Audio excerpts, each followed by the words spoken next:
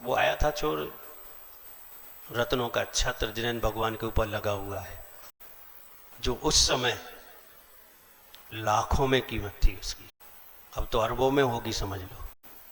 आप देखिए चोर की कला देखिए, आप मनुष्य की कला नहीं सीख पा रहे हैं, आप जैनी बनने की कला नहीं सीख पा रहे, वो चोर की कला।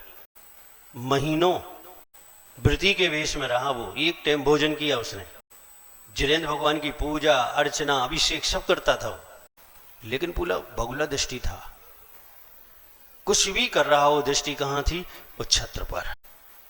और भाव ये था कि मौका लगे, मौका मिले और मैं छत्र लेकर चला जाऊं, बस। भागा वो लेके छत्र, संयोग इत्तेफाक कहां पहुंच गया, सेठ जी के ही तंबू में पहुंच गया वो। लोगों ने कहा कि ये आपके चैत्रालय से इतना कीमती छत्र ले चुरा के भाग रहा था। सेठ जी ने सारी बात समझ ली और कह दिया चुरा नहीं रहा था, मैंने मंगाया था। ये क्या है, ओगुहन है।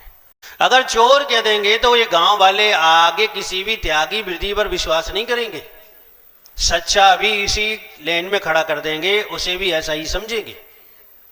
ये तो एक है और कई त्यागी वृत्ति आएंगे नगर में, कोई पूछेगा नहीं उन्हें। ढक दिया, दोषों को ढक दिया, लोग चले गए। अब आपने मंगाया तो कोई बात ही नहीं है। उस चोर का हृदय परिवर्तन होगा कि अगर आज संरक्षण नहीं होता तो मृत्यु तो निश्चित थी।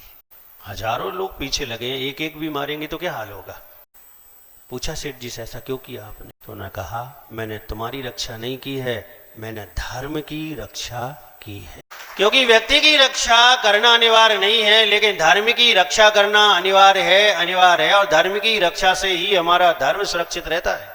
उसका ऐसा हृदय परिवर्तन हुआ कि उसने सेठ जी से व्रतों को, सेठ जी की साक्षी पूर्वक व्रतों को धारण करके वो जीवन पर्यंत व्रती रहा, सच्चा व्रती बन के रहा।